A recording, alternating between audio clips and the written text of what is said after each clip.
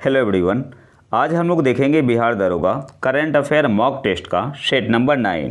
अगर आपने चैनल को सब्सक्राइब नहीं किया है तो सबसे पहले जाके सब्सक्राइब जरूर कर ले। तो आते हैं पहले क्वेश्चन पे। कौन सी संस्था K9 वज्र ट्रैक्ट स्वचालित हौवित्जर तोपों का निर्माण करती है?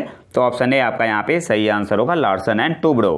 कौन सी संस्था K9 वज्र ट्रैक्ट स्वचालित हौवित्जर तोपों का निर्माण करती है? तो ऑप्शन ए आपका यहाँ पे सही आंसर होगा, लार्सन एंड टुब्रो। अब एक्स्ट्रा करंट अफेयर पे आते हैं। इसरो और बार्क ने डेवलप किया है एक न्यूक्लियर पावर इंजन जिसका नाम है रेडियो थर्मो इलेक्ट्रिक जनरेटर्स।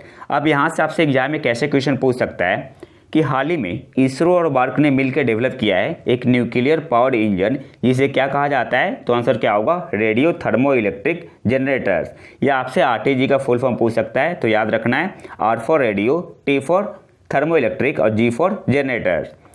अगला जो हमारा पॉइंट है, हाल ही में प्रधानमंत्री नरेंद्र मोदी जी ने यूरिया गोल्ड फर्टिलाइजर लॉन्च किया। अच्छा, जो नॉर्मल यूरिया होता है इससे डिफरेंट कैसे है? तो नॉर्मल यूरिया में क्या होता है, 46% नाइट्रोजन होता है और जो यूरिया गोल्ड है इसमें 37% नाइट्रोजन है और 17% क्या है, सल्फर है। तो इस पॉइंट को आपको याद रखना है। और यूरिया को कैसे लिखते हैं? NH2CO NH2।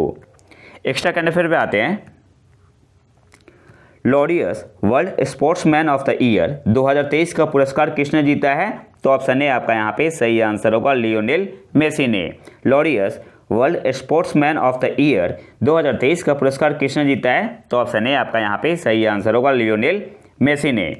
और Laureus world sports women of the year 2023 किसने जीता है? तो उनका नाम है सैली एन फ्रेजर प्रीस। एथलेटिक्स है, कहाँ की? जमैका की। अगले क्वेश्चन पे आते हैं। किस संस्थान ने उत्कर्ष 2.0 नाम से अपना मध्यम अवधि की रणनीति ढांचा लॉन्च किया? तो ऑप्शन डी आपका यहाँ पे सही आंसर होगा, reserve bank of India RBI ने। किस संस्थान ने उत्कर्ष 2.0 लॉन्च किया है? तो ऑप्शन डी आपका यहाँ पे सही आंसर होगा, RBI ने। और अगर अवधि पूछ ले तो आंसर क्या होगा? 2023 से 2025 के लिए। एक्स्ट्रा करंट अफेयर पे आते हैं।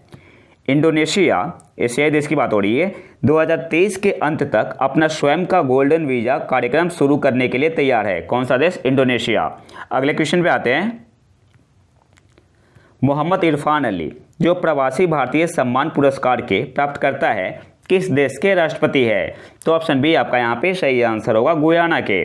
मोहम्मद इरफान अली जो प्रवासी भारतीय सम्मान पुरस्कार के प्राप्तकर्ता है किस देश के राष्ट्रपति है? तो ऑप्शन बी आपका यहाँ पे सही आंसर हो जाएगा, गुयाना। अब यहाँ से जितने भी इंपॉर्टेंट क्वेश्चन बनते हैं वो देख लेते हैं। तो इस बार जो प्रवासी भारतीय सम्मेलन हुआ था कौन सा संस्करण था? तो 17वां था। ये पॉइंट आपको याद रखना है। कहाँ पे हुआ? मध्य प्रदेश के इंदौर में हुआ। कब से कब तक? 8 से 10 जनवरी तक। और इसका विषय क्या था? प्रवासी अमृत काल में भारत की प्रगति के लिए विश्वसनीय भागीदार। इंग्लिश में क्या बोलेंगे? Diaspora reliable partners for India's progress in Amritkaal. तो ये सारा पॉइंट आपको याद रखना है। चीफ गेस्ट कौन थे? Mohammad Irfan Ali. Special guest of honour कौन थे? श्री चंद्रिका प्रसाद संतोखी जो कि सूरीनाम गणराज्य के माननीय राष्ट्रपति है। इसके अलावा सुरक्षित, कानूनी, व्यवस्थित और कुशल प्रवास के महत्व को रेखांकित करने के लिए एक स्मारक डाक टिकट सुरक्षित जाए प्रशिक्षित जाए जारी किया गया। तो याद रखना है, एक स्मारक डाक टिकट सुरक्षित जाए प्रशिक्षित जाए जारी किया गया। इसके अलावा प्रवासी भारतीय सम्मान पुरस्कार दिया गया 2023 में टोटल 27 लोगों को। और सबका नाम यहाँ पे मेंशन है, मैं PDF दे दूंगा टेलीग्राम चैनल पे, आप वहाँ पे दे के नोट कर सकते हो। तो अगले क्वेश्चन पे आते हैं। टोटल 27 लोगों का नाम है। येलोस्टोन राष्ट्रीय उद्यान किस देश में स्थित है? तो ऑप्शन सी आपका यहाँ पे सही आंसर होगा, USA अमेरिका में। येलोस्टोन राष्ट्रीय उद्यान किस देश में स्थित है? तो ऑप्शन सी आपका यहाँ पे सही आंसर होगा, USA में। एक्स्ट्रा करंट अफेयर पे आते हैं। हाल ही में फ्रांस के सर्वोच्च नागरिक पुरस्कार सेवेलियर डे ला लेगियन डी होनूर से किसे सम्मानित किया गया है? तो ऑप्शन ए आपका यहाँ पे सही आंसर होगा, नटराजन चंद्रशेखरन को। हाल ही में फ्रांस के सर्वोच्च नागरिक पुरस्कार सेवेलियर डे ला लेगियन डी होनूर से किसे सम्मानित किया गया है? तो ऑप्शन ए आपका यहाँ पे सही आंसर होगा नटराजन चंद्रशेखरन को। अच्छा, इनसे पहले ये पुरस्कार किसे मिला है, इसका आंसर आपको कमेंट बॉक्स में देना है। अगले क्वेश्चन पे आते हैं। एक्स्ट्रा करंट अफेयर है, किस संस्था ने thriving making cities green resilient and inclusive in a changing climate शीर्षक से रिपोर्ट जारी की, तो ऑप्शन डी आपका यहाँ पे सही आंसर हो जाएगा वर्ल्ड बैंक ने। अगले क्वेश्चन पे आते हैं।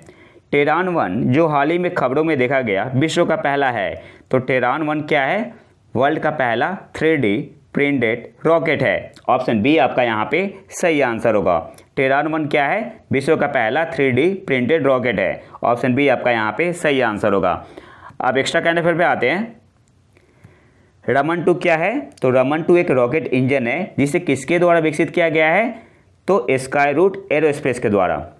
तो आपको याद क्या रखना है, रमन 2 क्या है, एक रॉकेट इंजन है, किसके द्वारा डेवलप किया गया है, स्काई रूट एरोस्पेस के द्वारा, और इसे 100 सेकंड के लिए इसका परीक्षण किया गया है। कहाँ से, तमिलनाडु के महेंद्रगिरी जंक्शन में इसरो के प्रणोदर परिसर में। तो ये सारा पॉइंट आपको याद रखना है। अच्छा, एक प्राइवेट रॉकेट है, भारत का पहला प्राइवेट रॉकेट कौन सा है, विक्रम एस। इसे डेवलप किसने किया है, तो स्काई रूट एरोस्पेस ने। ये आपको याद रखना है। अगले पॉइंट पे आते हैं। भरोस जो कि एक ऑपरेटिंग सिस्टम है, इसे किसके द्वारा विकसित किया गया है, तो IIT मद्रास इनक्यूबेटेड कंपनी है जांडगे ऑपरेशंस प्राइवेट लिमिटेड के द्वारा। अगले पॉइंट पे आते हैं। एक नया ऑपरेटिंग सिस्टम लॉन्च किया गया है डिफेंस के लिए जो उबंटू पर आधारित है। क्या नाम है, तो माया। माया क्या है, एक ऑपरेटिंग सिस्टम है, ये बेसिकली डिफेंस के लिए है। अगले क्वेश्चन पे आते हैं। स्टारलिंक एक उपग्रह इंटरनेट समूह है जिसे किस कंपनी द्वारा डिजाइन और निर्मित किया गया है, तो ऑप्शन ए आपका यहाँ पे सही आंसर हो जाएगा SpaceX के द्वारा। स्टारलिंक क्या है, एक उपग्रह इंटरनेट समूह है जिसे किस कंपनी द्वारा डिजाइन और निर्मित किया गया है, तो ऑप्शन ए आपका यहाँ पे सही आंसर हो जाएगा SpaceX के द्वारा। ये आपसे एग्जाम में ऐसे भी पूछ सकते हैं कि स्टारलिंक क्या है, तो आपको याद रखना है क्या है, एक उपग्रह इंटरनेट समूह है। अब कुछ एक्स्ट्रा पॉइंट देख लेते हैं। अगर आपसे एग्जाम में पूछते कि सबसे ज़्यादा सैटेलाइट एक मिशन में किसने लॉन्च किया है, तो SpaceX ने। कितना, 143 सैटेलाइट को एक साथ लॉन्च किया था।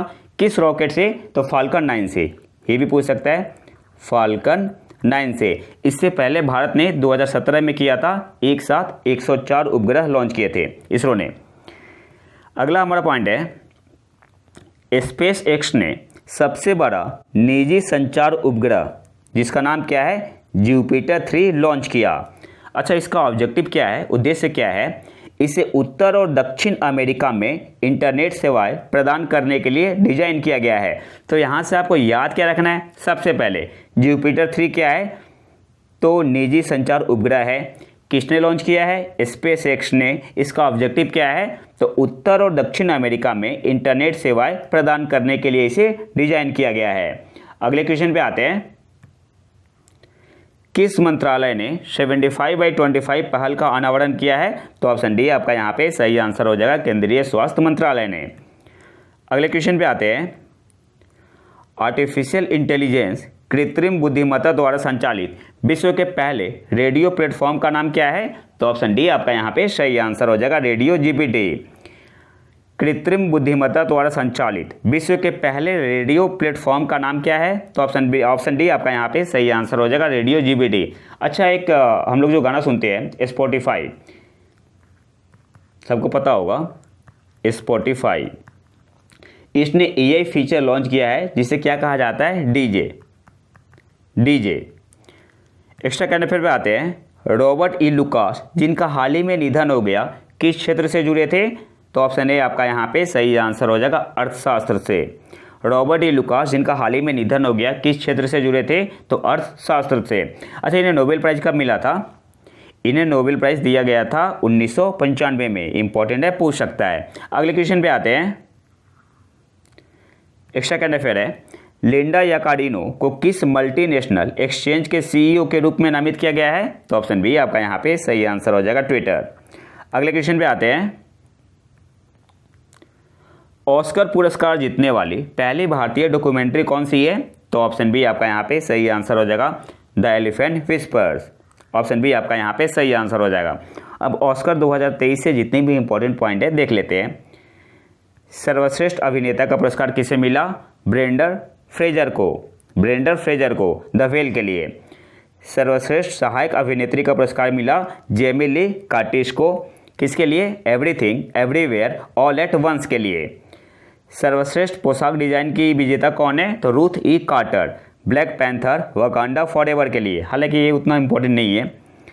अगले क्वेश्चन पे आते हैं, अगले पॉइंट पे आते हैं। सर्वश्रेष्ठ सहायक अभिनेता का पुरस्कार मिला के हुई क्वान को, किसके लिए? Everything everywhere all at once के लिए। सर्वश्रेष्ठ एनिमेटेड फीचर की विजेता कौन है? गिलर्मो डेल टोरो, किसके लिए मिला इन्हें? गिलर्मो डेल टोरो के पिनोचियो के लिए। और सर्वश्रेष्ठ अभिनेत्री का पुरस्कार किसे मिला? ये इंपॉर्टेंट है। ये इंपॉर्टेंट क्यों है?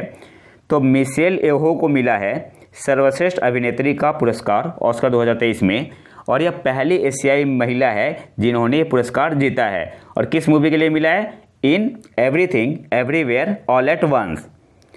अगले पॉइंट पे आते हैं। बेस्ट पिक्चर का अवार्ड मिला है everything everywhere all at once को। बेस्ट डायरेक्टिंग का अवार्ड मिला है किसे? Daniel Kwan and Daniel Scheinert को। तो ये पॉइंट आपको याद रखना है। किस मूवी के लिए? Everything everywhere all at once के लिए। अगले पॉइंट पे आते हैं। बेस्ट डॉक्यूमेंट्री शॉर्ट फिल्म के लिए किसे मिला अवार्ड? तो एलिफेंट विस्पर के लिए, द एलिफेंट विस्पर। और इसका डायरेक्टर कौन है? कार्तिकी गोंसाल्वेस एंड गुनीत मोंगा। तो ये नाम आपको याद रखना है। बेस्ट डॉक्यूमेंट्री फीचर फिल्म के लिए नौलनी।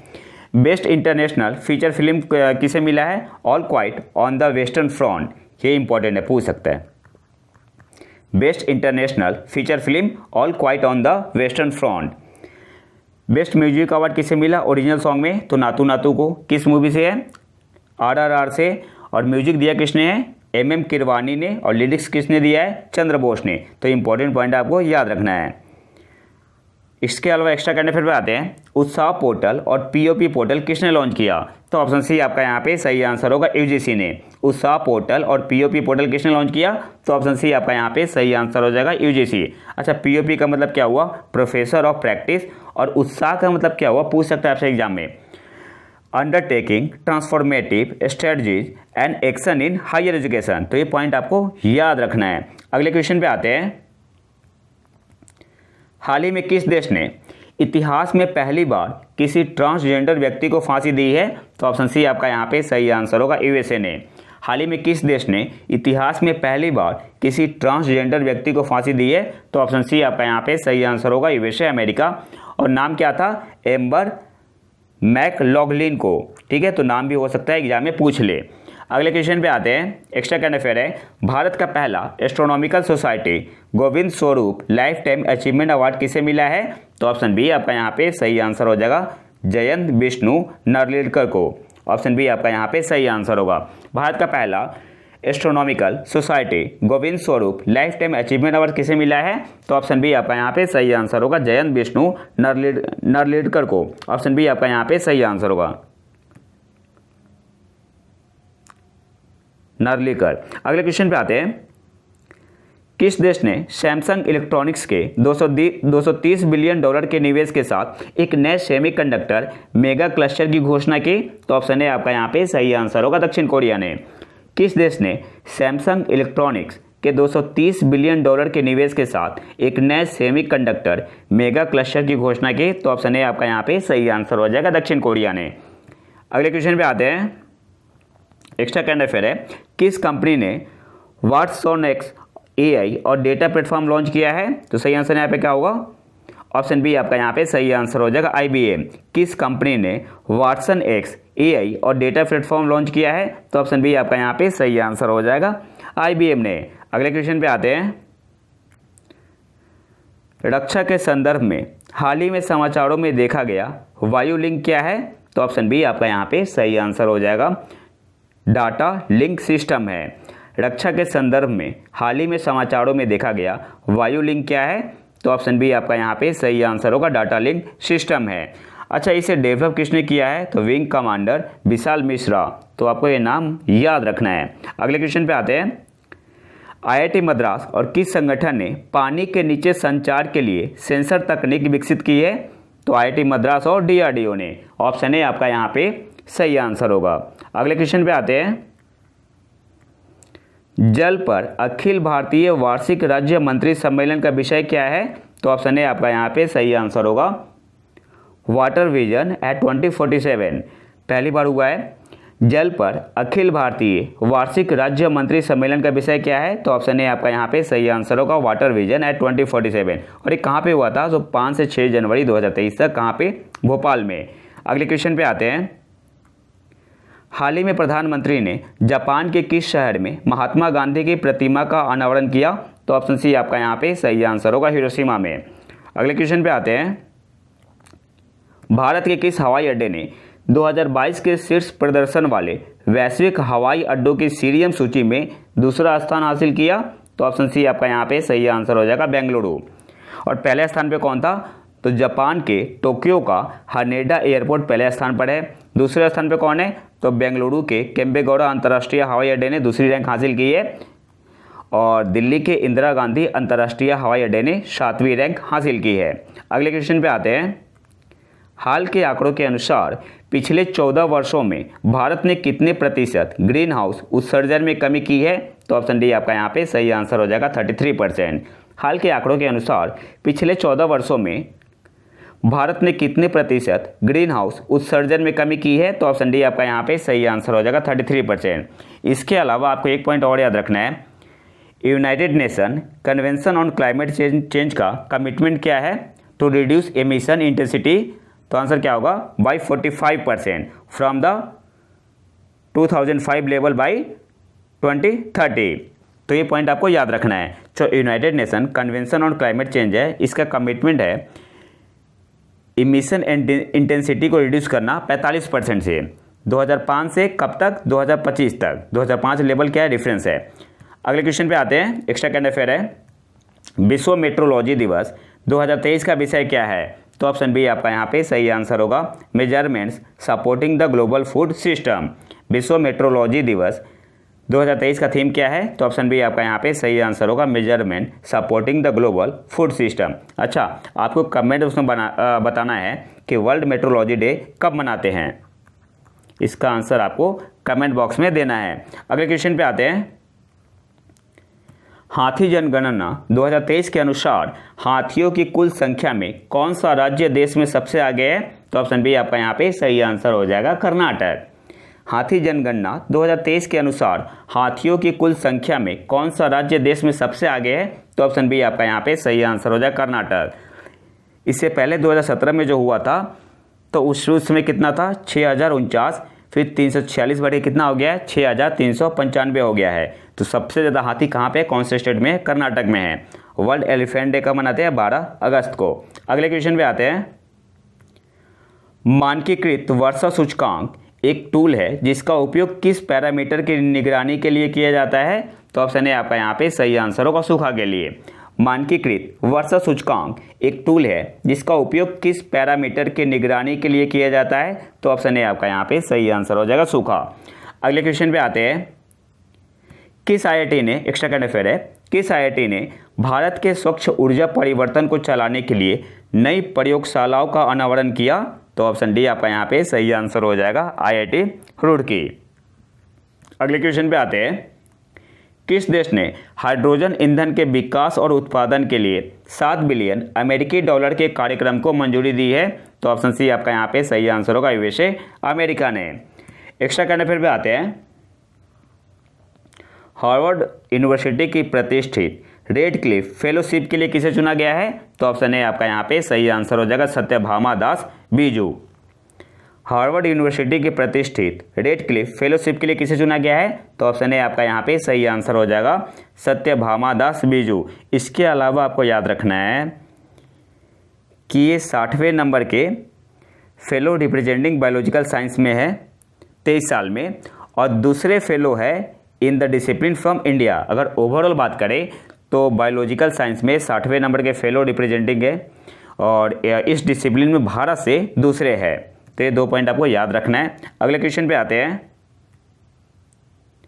किस संस्था ने भारत के 75 स्थानिक पक्षी 75 एंडेमिक बर्ड्स ऑफ इंडिया शीर्षक से प्रकाशन जारी किया। तो ऑप्शन बी आपका यहाँ पे सही आंसर होगा। जूलॉजिकल सर्वे ऑफ इंडिया, भारतीय प्राणी सर्वेक्षण ने, किस संस्था ने 75 एंडेमिक बर्ड्स ऑफ इंडिया शीर्षक से प्रकाशन जारी किया? तो ऑप्शन बी आपका यहाँ पे सही आंसर होगा। जूलॉजिकल सर्वे ऑफ इंडिया ने। अगले क्वेश्चन पे आते हैं, किस भारतीय वैज्ञानिक ने विन फ्यूचर विशेष पुरस्कार 2022 जीता? तो ऑप्शन ए आपका यहाँ पे सही आंसर होगा। थलपिल प्रदीप ने। एक्स्ट्रा करंट अफेयर पे आते हैं, सोरोना ट्राइगुला और सोरोना ओरिगेरा किसकी 2 प्रजातियां हैं? तो ऑप्शन बी आपका यहाँ पे सही आंसर होगा। तितलिया। और दूसरा जो करंट अफेयर है, रक्षा मंत्री राजनाथ सिंह किस शहर में भारतीय वायुसेना विरासत केंद्र का उद्घाटन करेंगे? तो कहाँ पे इन्होंने किया है? चंडीगढ़ में। ऑप्शन ए आपका यहाँ पे सही आंसर होगा। और आज के आखिरी क्वेश्चन पे आते हैं, वर्ल्ड इनोवेशन अवार्ड प्राप्त करने वाली डॉक्टर शांता थॉटम किस राज्य के मुख्य नवाचार अधिकारी है? तो ऑप्शन बी आपका यहाँ पे सही आंसर होगा। तेलंगाना। वर्ल्ड इनोवेशन अवार्ड प्राप्त करने वाली डॉक्टर शांता थॉटम किस राज्य के मुख्य नवाचार अधिकारी है? तो ऑप्शन बी आपका यहाँ पे सही आंसर होगा। तेलंगाना। और ये अवार्ड कहाँ पे मिलेगा इन्हें? At the BRICS innovation forum. कहाँ पे? मॉस्को में। तो ये तो था हमारा आज का लेक्चर। अगर आपको इसका पीडीएफ चाहिए तो आप हमारे टेलीग्राम चैनल प्रतीक आईक्यू को ज्वाइन कर सकते हैं।